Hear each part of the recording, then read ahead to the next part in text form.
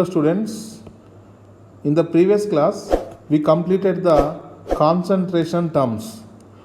Okay, there are various types of concentration terms: molarity, normality, molality, mole fraction, weight percentage, weight volume percentage. Okay, now in this today's lecture we are going to discuss a very important topic that is called solubility. What is the definition of solubility and what are the factors affecting the solubility? Okay, now the solubility of a substance, it is the maximum amount of a substance that can be dissolved in a specified amount of a solvent, okay, at a constant temperature to form a saturated solution. Okay, it is the maximum amount of a substance that can be dissolved in a specified amount of a solvent to form a saturated solution at a constant temperature. Now here, in generally, the amount of a specified solvent, it is taken as 100 grams. Otherwise, if you can take 1000 grams also. Okay. Now the solubility of a substance depending upon number one, nature of solute and nature of solvent. Next to temperature and next to pressure. Okay. Now the solubility of a solid in a specified liquid, especially depending upon the nature of solute as well as the solvent. We know every solid do not dissolve in a given solvent, given liquid. Just example, sodium chloride is there, which is a ionic compound. Okay, sugar is there, which is a covalent compound, and both are readily soluble in water. Whereas naphthalene and anthracene, they do not soluble in water. Okay, but naphthalene and anthracene, they are readily soluble in benzene solvent. But whereas sodium chloride and sugar, they do not soluble. What is the meaning of this? We know in chemical bonding the properties of ionic compounds and covalent compounds. Ionic compounds are soluble in polar solvents like water, whereas covalent compounds are soluble in non-polar solvents like kerosene, petrol, ether, chloroform, benzene, etc. Okay. Now here, sodium chloride being a ionic compound, it is highly soluble in water. Now sugar, even though it is a covalent molecule, but it is able to form the hydrogen bonding, that's why it is soluble in water. Whereas naphthalene and anthracene, they are the covalent compounds, that's why they are soluble in benzene, which is a non-polar liquid, and they do not soluble in polar solvent like water. Okay, it is observed that the polar solutes only dissolve in a polar solvent, and non-polar solutes will dissolve in a non-polar solvent. That means we can say like dissolves like, unlike dissolves unlike. Okay. Now the next phenomena, dissolution. What is the dissolution? When a solid solute is added to a solvent, some of the solute molecules, what happens? Undergo dissolution. That means undergo dissociation into water or into some solvent, and the concentration of that particular solute in the given solution, what happens? Increases. This phenomena is known as what? Dissolution. Once again, when a solid solute is added to the solvent, some of the solute dissolves and its concentration, what happens in the solution? Increases. This phenomena is referred as dissolution. And the next phenomena, what is the crystallization? Crystallization is a phenomena in which the solute particles which are present in the dissolved state, once they collide with each other, during this collision, what happens? Some of the solute particles from the solution, they get separated out in the form of a solid, and they get precipitated at the bottom of the solution. This phenomena is called what? Crystallization. Once again, now in the given solution, some of the solute particles, what happens? They collide with each other, due to which what happens? The solute particles from the solution, that is in the dissolved state, they settle down at the bottom of the beaker in the form of a solid substance. This process is called crystallization. Dissolution and crystallization both are opposite processes. Okay, at a particular time of interval, the rate of dissolution and the rate of crystallization will be what happens? Equals. Then there will be a dynamic equilibrium established. That means the rate of forward reaction, that is called rate of dissolution, will be equal to the rate of backward reaction, that is the rate of crystallization. Okay, now there is an equilibrium established, solute plus solvent to give a solution. There is an equilibrium established. Are you getting my point? At this stage, the concentration of a solute in the given solution, what happens? Remains constant under the given conditions of temperature and pressure. Okay. Now there are three different types of solutions depending upon the amount of a solute present in the given amount of a solvent. Okay. Number 1, saturated solution. Number 2, unsaturated solution. Number 3, supersaturated solution. Okay.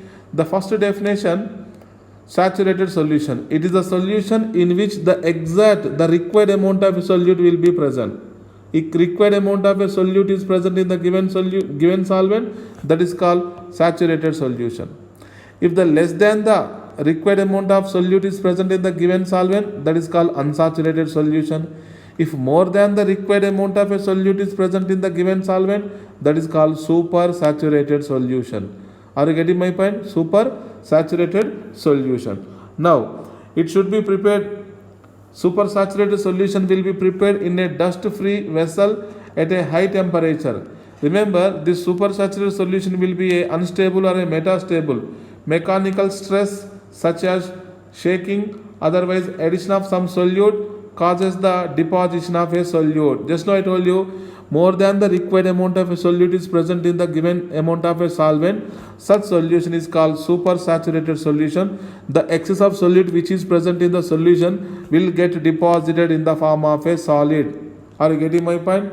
Now, the effect of temperature on the solubility of a solid in a liquid.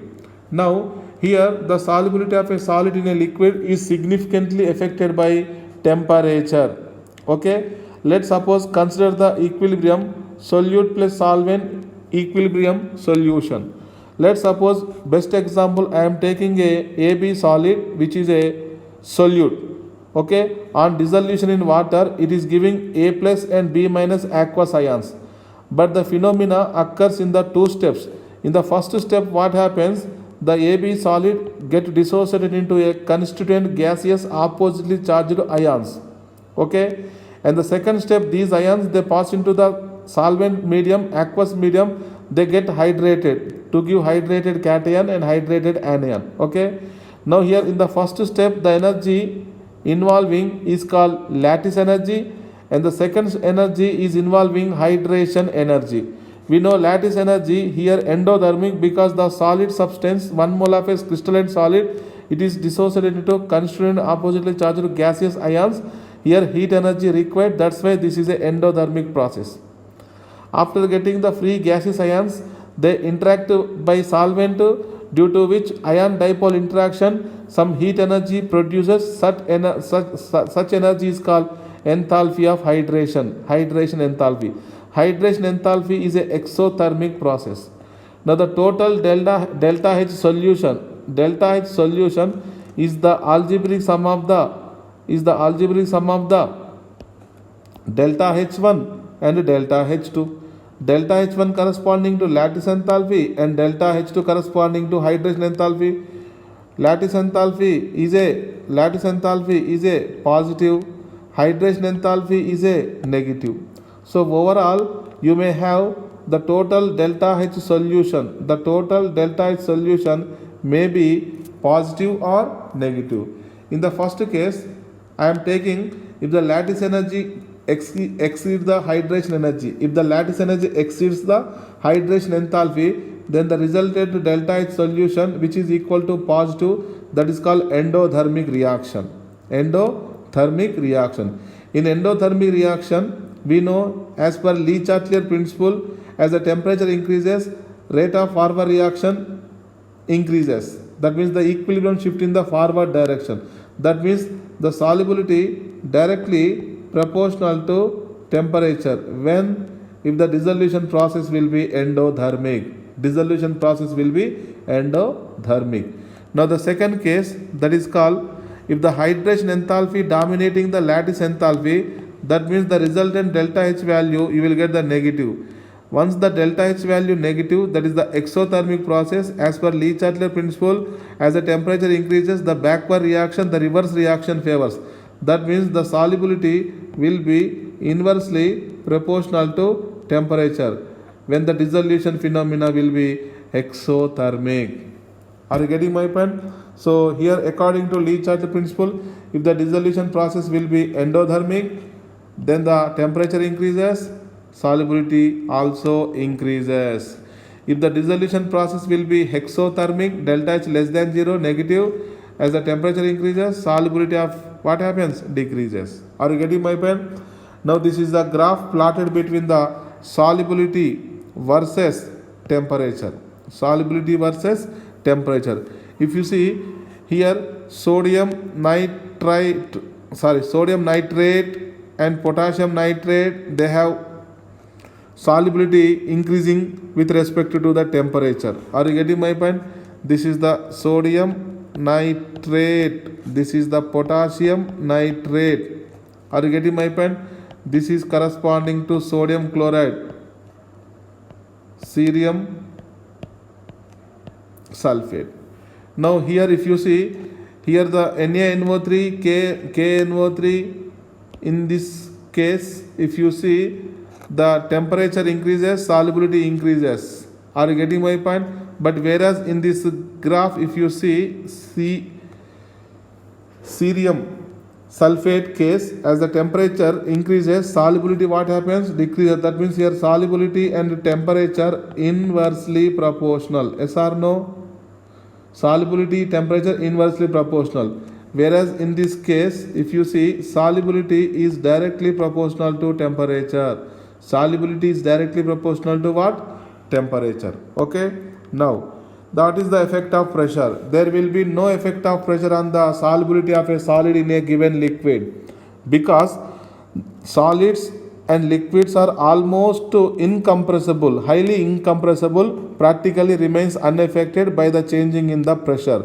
That's why there will be no effect of pressure. There will be no effect of pressure on the solubility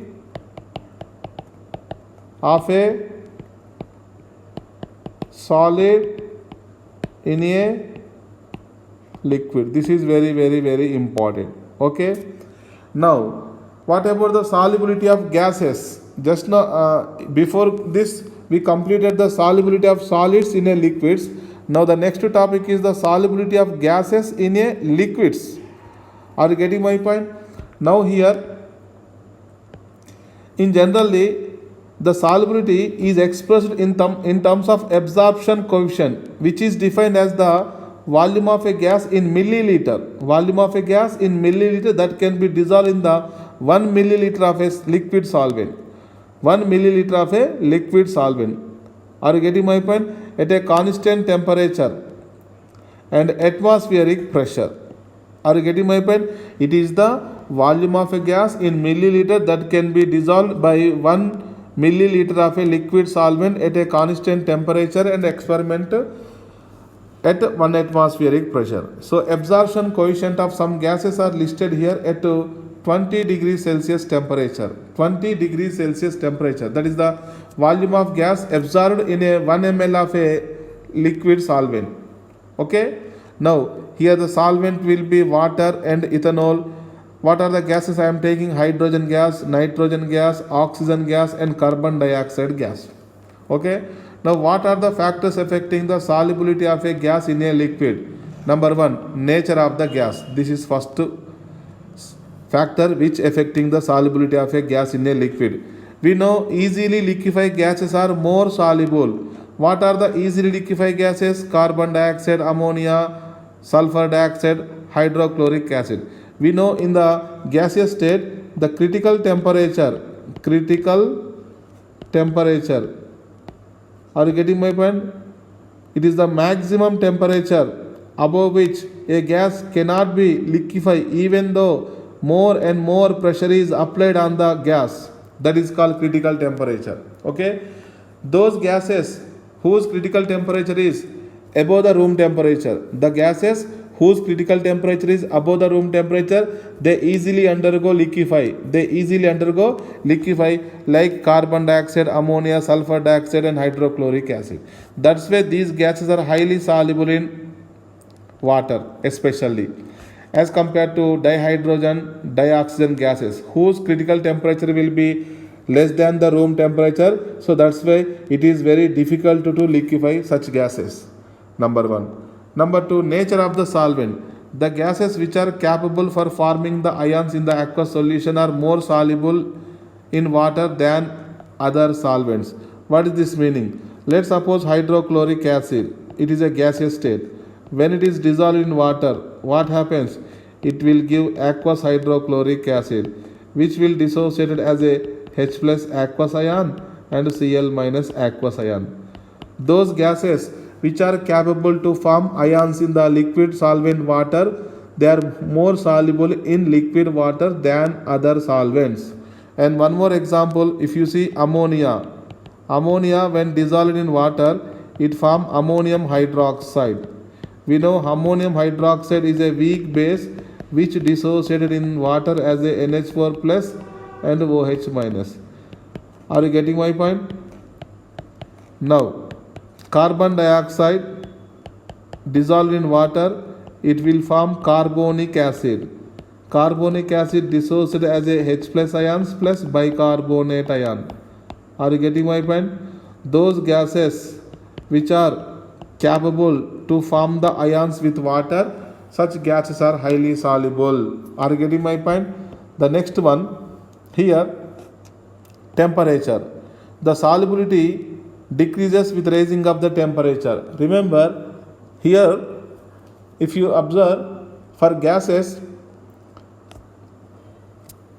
and solids, if you see in solids, there are two stages in the dissolution. The first stage will be the dissociation of a solid into gaseous components oppositely charged, and the second stage will be the hydration of ions.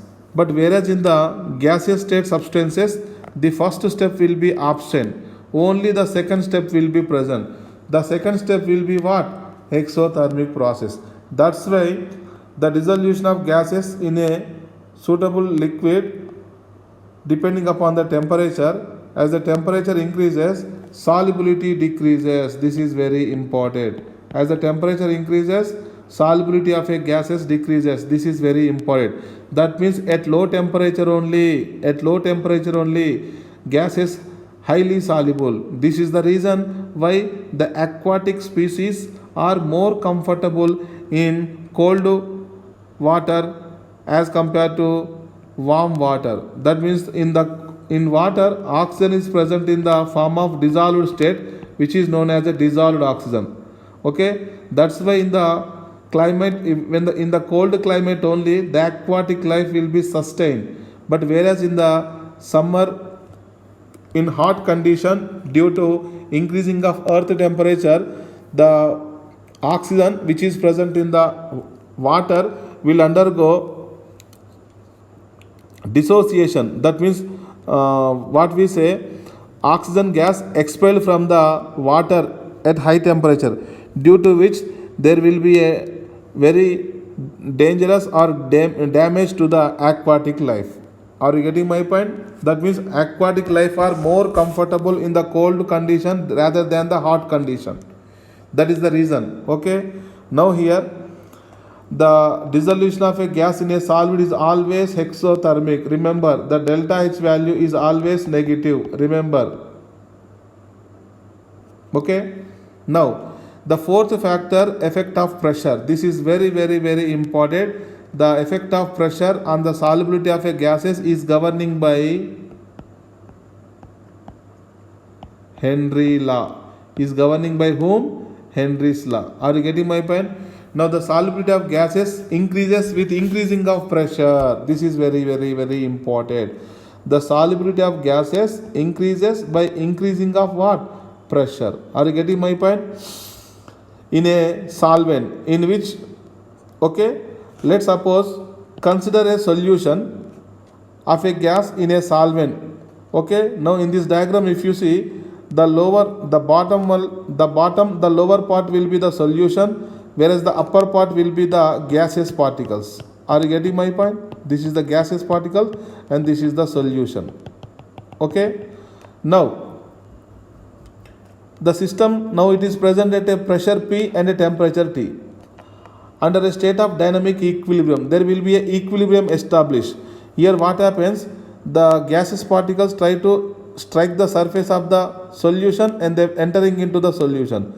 In the similar manner, from the solution the gaseous particle try to escape into the empty space.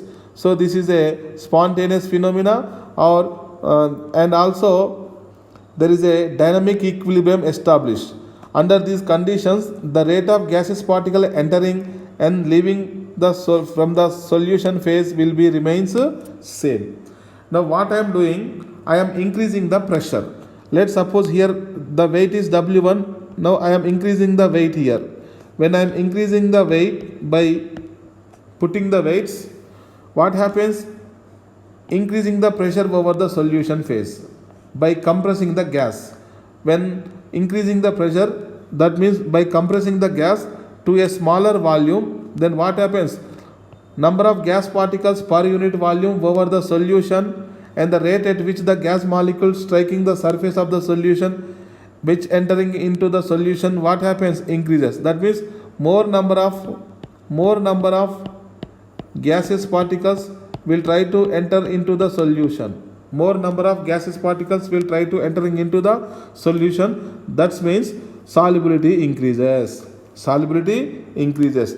This was first identified by Henry. Henry was the first person who gave the quantitative relationship between the pressure versus the solubility of a gas in a solvent, known by Henry's law. Known by what? Henry's law. Okay.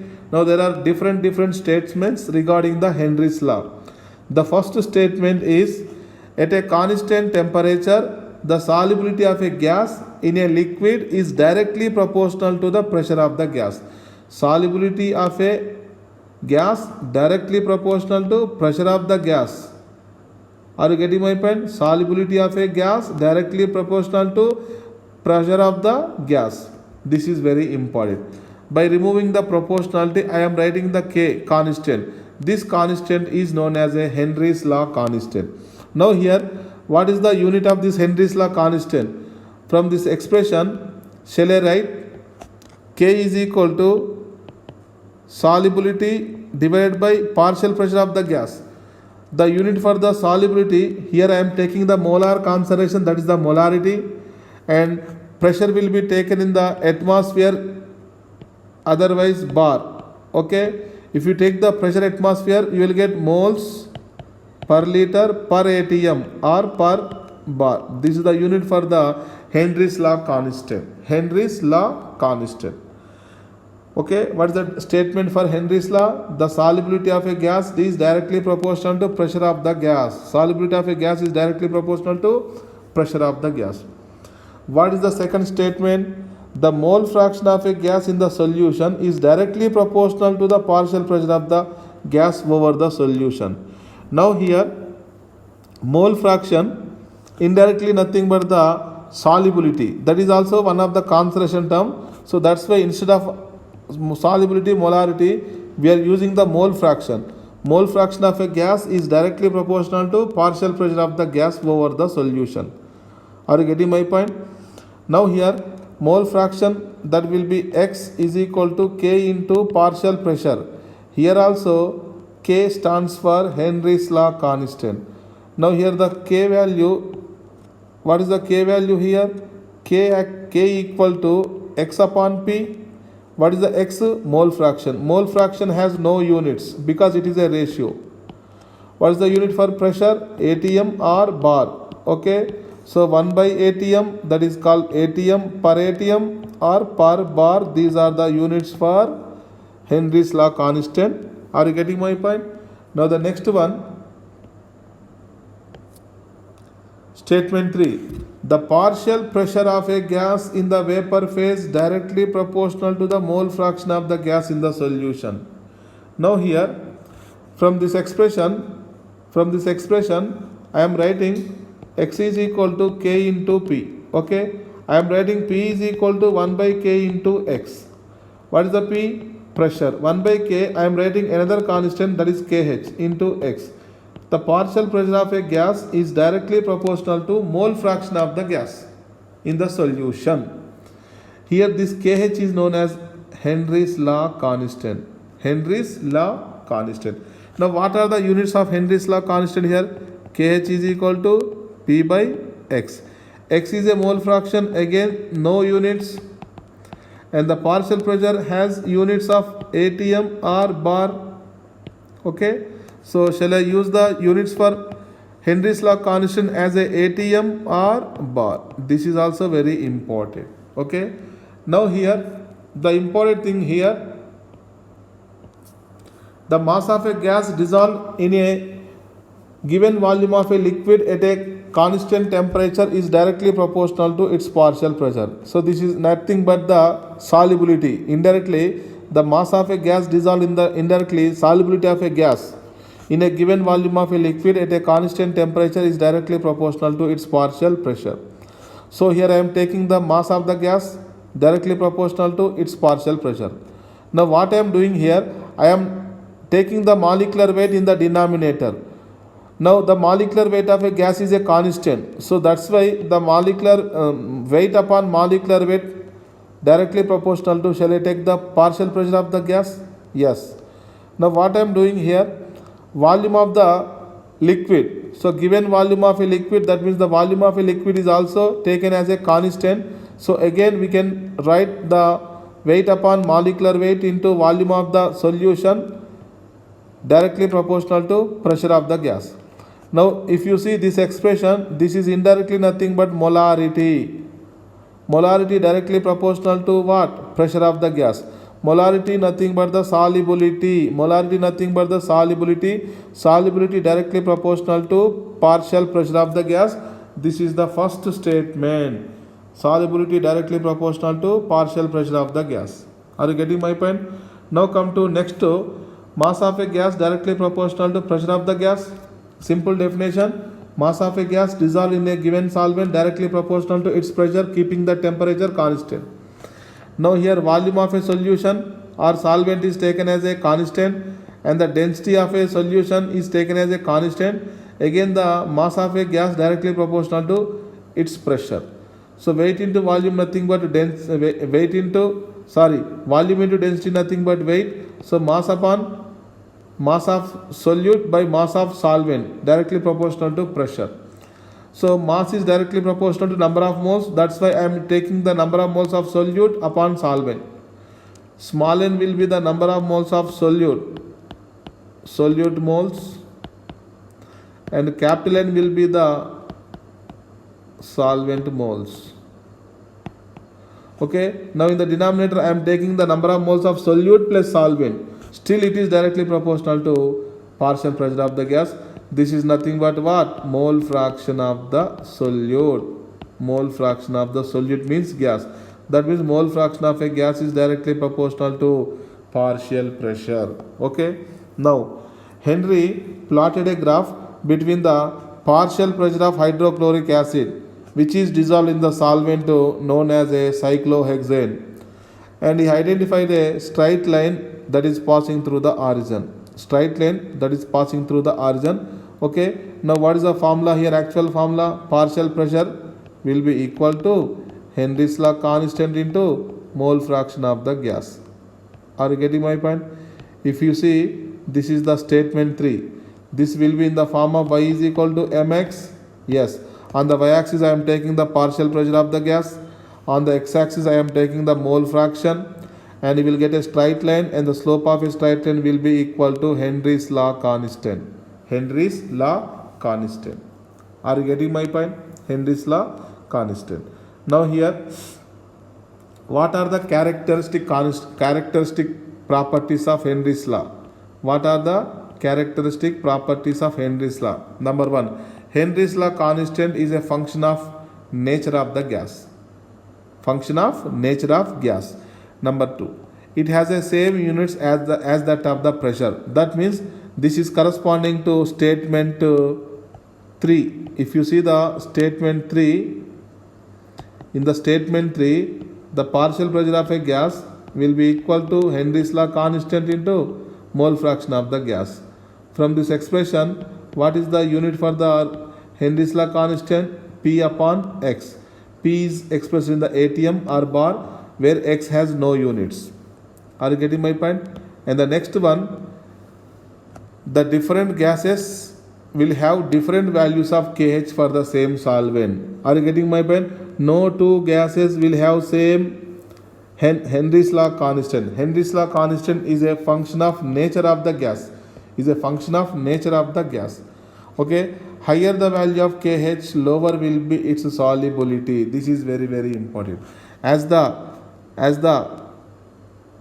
Henry's law constant increases, solubility decreases. This is very important. As the Henry's law constant KH value increases, solubility of a gas in a liquid decreases. This is very very important, Henry's law constant. Okay, now as the temperature increases, Henry's law constant also increases. Once the Henry's law constant increases, solubility what happens? Decreases. That means here we can conclude solubility is inversely proportional to Henry's law constant and also inversely proportional to temperature. That means Henry's law constant is directly proportional to temperature. Are you getting my point? Now here there is a one tabular form given, different gases are given and their temperatures are given, and the KH value in terms of kilobar. KH value in terms of what? Kilobar. Okay, helium, hydrogen, nitrogen, oxygen. Remember, here nitrogen has two different temperatures, 293 and 303. Now what is the Henry's law constant? If you see, at 293, 76.48, at 303, 88.84. That means as the temperature increases, if you see, as the temperature increases, Henry's law constant what happens? Increases. But we know as the temperature increases, solubility of a gas in a given solvent what happens? Decreases, because on heating, on increasing the temperature, the gas will expel. The gas will be expelled. That's why the solubility of a gas will be always favorable at low temperature. Do you know cold drinks?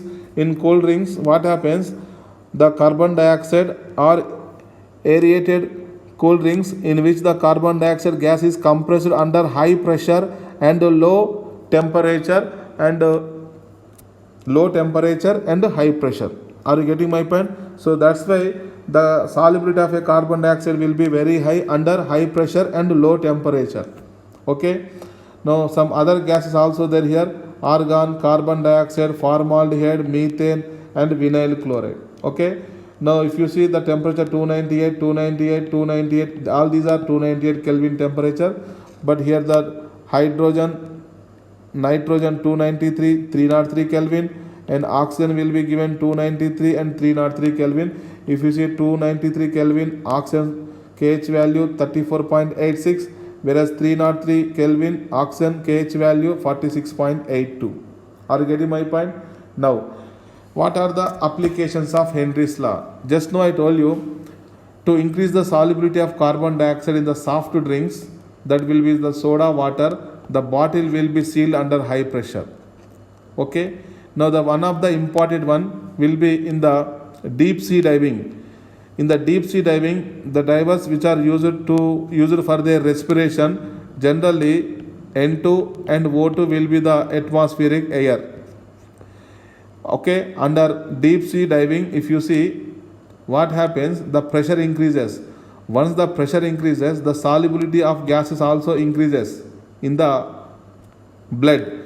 Oxygen solubility increases and also nitrogen solubility increases. Okay, when the person come to the normal surface, okay, immediately what happens? The pressure decreases at the surface of the water. Once the pressure decreases, immediately the solubility of a gases gradually what happens? Decreases. Once the solubility of a gases decreases, the gases what happens? They released from the bloodstream, okay, and they form bubbles of nitrogen in the bloodstream. And these bubbles, what they do? They block the capillaries and also they create some pain which is known as bends. Okay, and this is nothing but the painful and dangerous to the life. So to avoid these bends, what happens? The air will be diluted.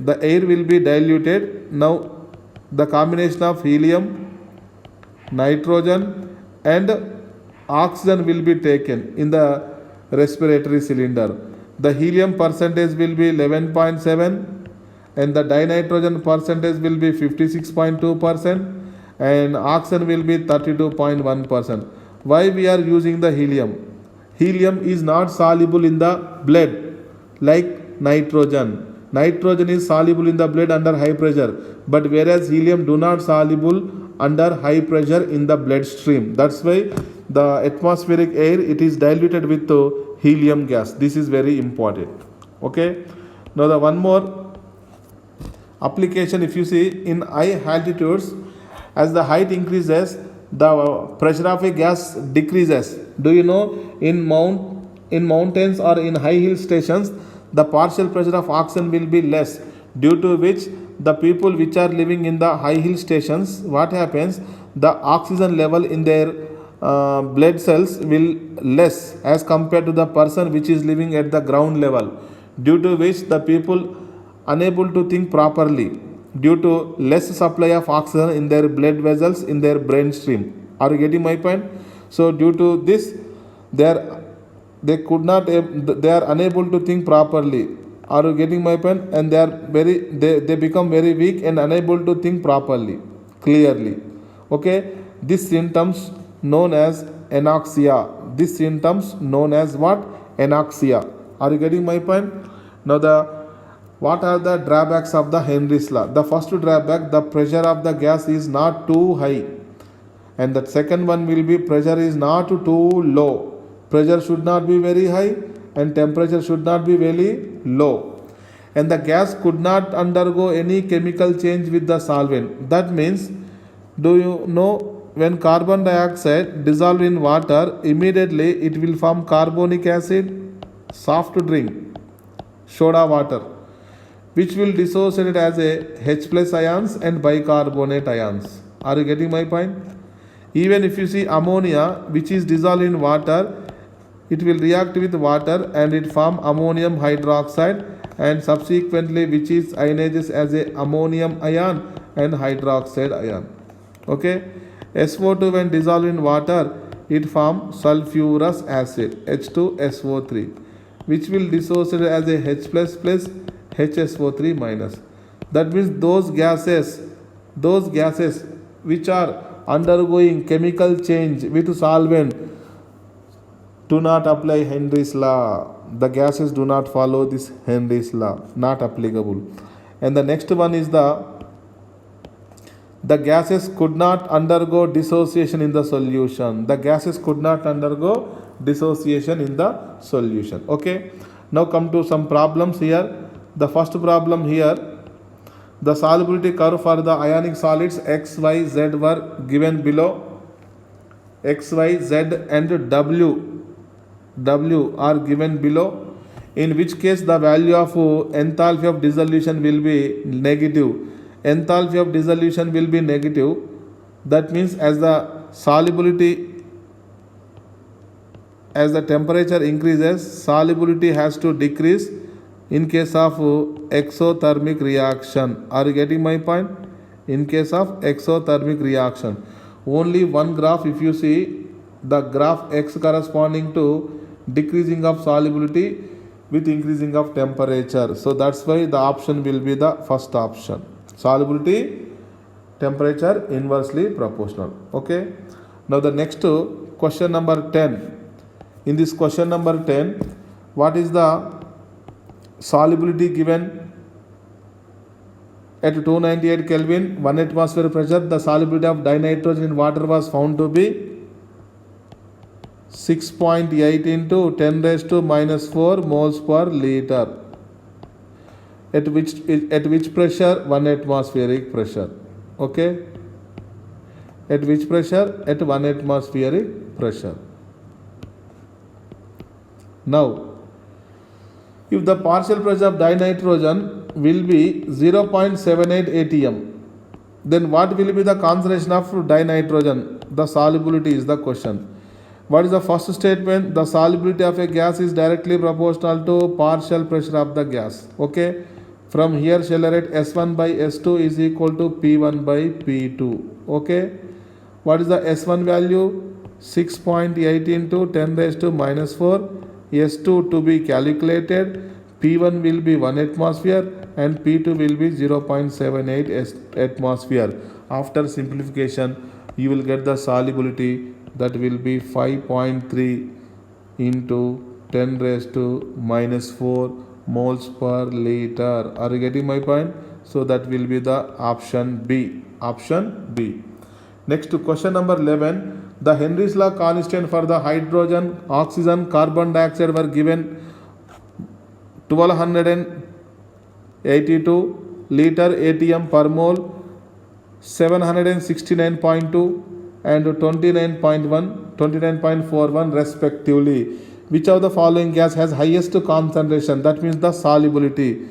I already told you solubility is inversely proportional to Henry's law constant. Is inversely proportional to Henry's law constant. Are you getting my point? That means which gas has the least value of Henry's law constant? Carbon dioxide. If you see the carbon dioxide, what is the Henry's law constant value? 29.41. The order of Henry's law constant value, the highest value corresponding to hydrogen, next to oxygen, next to carbon dioxide. Okay, this is the order of KH, and the reverse order will be the solubility. The reverse order of KH will be the what? Solubility. So the question will be highest solubility, that is corresponding to carbon dioxide. Okay. Now question number 12. In this question number 12, what is the Henry's law constant for the solubility of dinitrogen in water at 298 Kelvin? What is the Henry's law constant is given in the question? Henry's law constant value given as a 2.0 into 10 to the power 5 atm. Okay.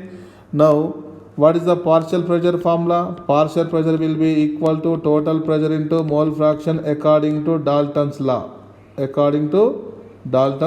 Okay. Now here what will be the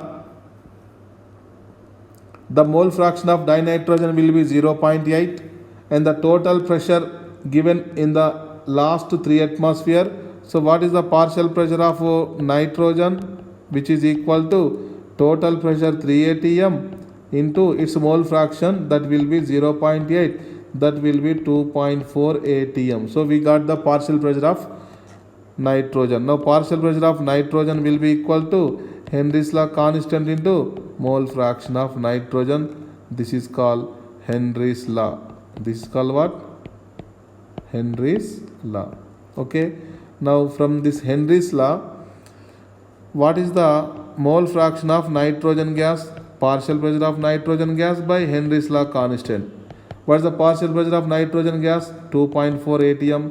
What will be the Henry's law constant? That will be 2 into 10 raised to 5. That will be equal to 1.2 into 10 raised to minus 5 mole fraction. Now the mole fraction formula, given moles upon total moles, that means number of moles of nitrogen divided by number of moles of nitrogen plus number of moles of solvent water. Okay. Now when compared to the number of moles of solvent, number of moles of solute will be too small as compared to number of moles of solvent. That's why in the denominator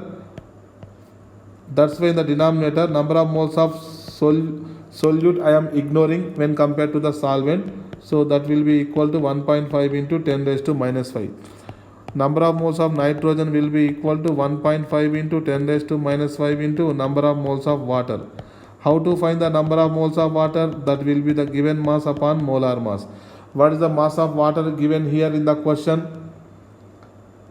5 mole. Already it is given 5 moles of water. Already 5 moles of water is given. Are you getting my pen? That means 6 into 10 raised to minus 5.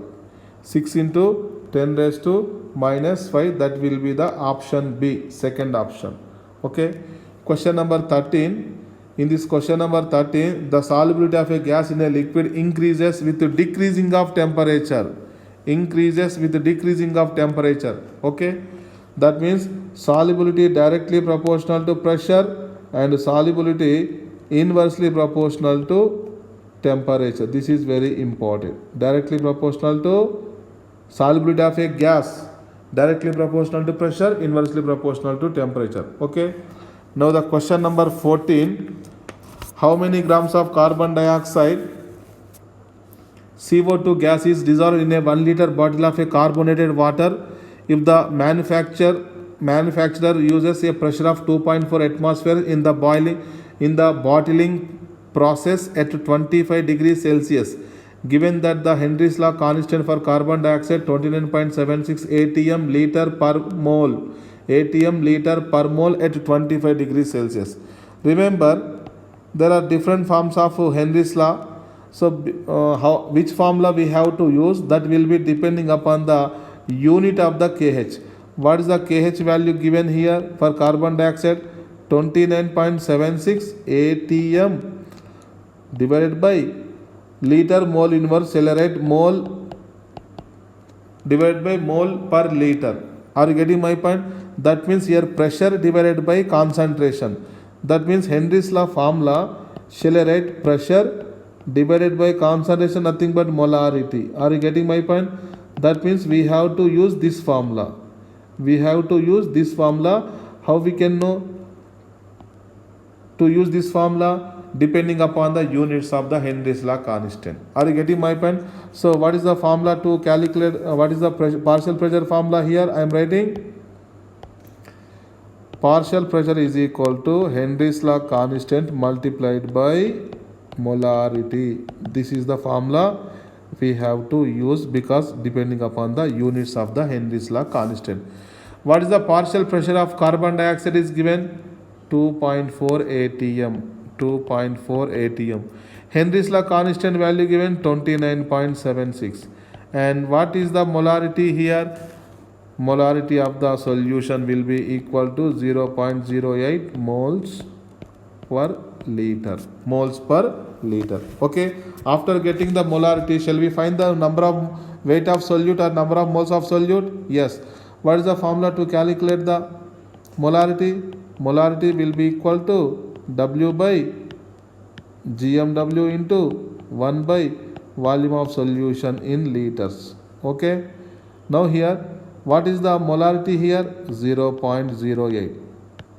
W to be calculated, what is the molar mass of carbon dioxide? 44 into volume of the solution. Here in the question it is given 1 liter bottle, that's why we are taking 1 liter water. Okay. Now here the weight of the carbon dioxide gas equal to 0.08 into 44, which is equal to 3.52 grams. Okay, that will be the first option. Remember, depending upon the units of the Henry's law constant, we have to decide the formula, which formula we have to use. Okay. Question number 15, which is a correct statement. Higher is the value of kh, lower is the solubility of a gas. Yes, the solubility and Henry's law constant are inversely proportional. kh is a function of nature of gas. Yes, it is also correct. kh decreases with temperature. The kh value directly proportional to temperature, because kh decreases with increasing of temperature. Okay. Now here all of these third option is not correct because kh increases with increasing of temperature. Are you getting my point? Here the option A is correct and option B is also correct. Here two options we have. Okay. Otherwise, if you write here in case of decreases, if you write the increases, then all of these will be the correct. Okay. Now the question number 16. What is the question number 16? H2S is a toxic gas with a rotten egg like smell. It is used for qualitative analysis, which we will learn in the inorganic chemistry. If the solubility of H2S in water at STP will be given 0.195 molal, that is called molality. Find the Henry's law constant.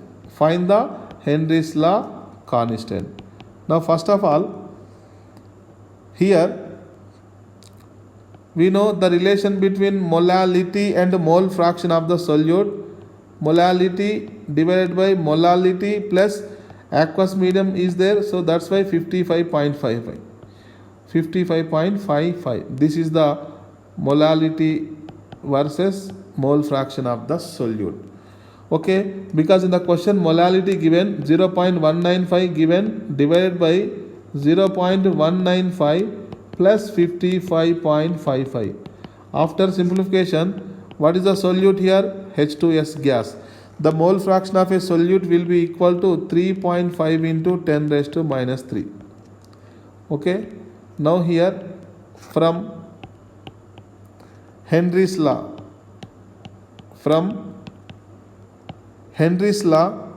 partial pressure of H2S gas will be equal to Henry's law constant multiplied by the mole fraction of H2S gas. Are you getting my point? Now here Henry's law constant will be equal to partial pressure of H2S divided by mole fraction of H2S. The partial pressure of H2S, now in the given question STP condition is given.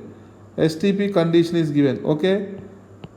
At STP condition, I am taking pressure value which is equal to 0.987 bar. 0.987 bar whole divided by what is the mole fraction of H2S? 3.5 into 10 raised to minus 3. Okay, from here the Henry's law constant value 282 bar. 282 bar. Are you getting my point? Now here next question, that will be the question number 17. Henry's law constant for carbon dioxide in water is 1.67 into 10 raised to 8. What is the Henry's law constant given in the question? KH value 1.67 into 10 to the power 8 Pascal. Find the quantity of carbon dioxide in the 500 ml of soda water when packed under 2.5 atmospheric pressure. What is the pressure of carbon dioxide is given? 2.5 atm. Do you know 1 atm will be equal to 101,325 pascals. So 2.5 atm will be equal to 2.5 into, otherwise shall write 1.01325 into 10 raised to 5 pascals. Okay, I am writing 1.01325 into 10 raised to 5 pascals. Okay, now from Henry's law,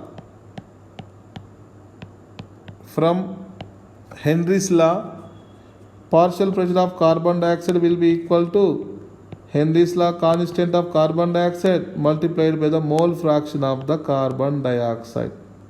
Okay, now from here carbon dioxide mole fraction will be equal to partial pressure of carbon dioxide by Henry's law constant. What is the partial pressure of carbon dioxide will be 2.5 into 1.01325 into 10 to the power 5 Pascal whole divided by KH value 1.67 into 10 raised to 8 Pascal. So Pascal gets cancelled. So the mole fraction of carbon dioxide will be equal to 1.517 into 10 raised to minus 3. What is the formula of mole fraction? Given number of moles by total number of moles. Here the solute carbon dioxide and solvent is water. Just now in the previous question I told you the number of moles of solute is too small as compared to the solvent. So in the denominator if I neglect the number of moles of solute, so only I am considering the number of moles of solvent. So number of moles of carbon dioxide by water will be equal to 1.517 into 10 raised to minus 3. So from here the number of moles of carbon dioxide 1.517 into 10 raised to minus 3 into number of moles of water. Now do you know what is the weight of water is given? 500 ml. So shall I take the weight is 500 and molar mass will be 18. So after simplification you will get the number of moles will be 0.04213 moles. This is the amount. If the answer is given in the grams, then you can multiply with 44 grams since 1 mole carbon dioxide will be equal to 44 grams. And the last question, how many millimoles of dinitrogen gas would be dissolved in the 1 liter water so that it exerts a partial pressure of 0.987 bar at 293 Kelvin? Henry's law constant is given as a 76.48. 76.48 kilobar. 1 kilobar, nothing but 1000 bar. 1000 bar. Are you getting my point? Now here, what is the partial pressure of dinitrogen gas given in the question? That will be equal to 0.987 bar. Okay. Now from Henry's law, partial pressure of dinitrogen will be equal to Henry's law constant into mole fraction of dinitrogen gas. Yes or no? From here,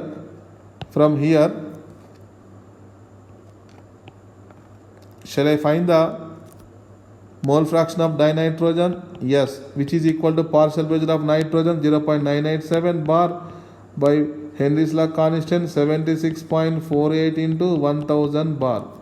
Okay. Now which is equal to 1.29 into 10 raised to minus 5. Number of moles of dinitrogen by total number of moles of dinitrogen plus water, nothing but the mole fraction of dinitrogen. Just now I told you, in the denominator number of moles of solute will be too small as compared to the solvent. So in that case, if I ignore the number of moles of solute in the denominator, shall I directly write number of moles of dinitrogen will be equal to 1.29 into 10 raised to minus 5 multiplied by number of moles of water. Now here, what is the weight of water? 1 liter water. So weight and volume both are same. That's why since the density of water is 1, so 1.29 into 10 raised to minus 5, the weight is 1000 grams and molecular weight is 18 grams. Okay. Now here number of moles of dinitrogen will be equal to 0.716 into 10 raised to minus 3 moles.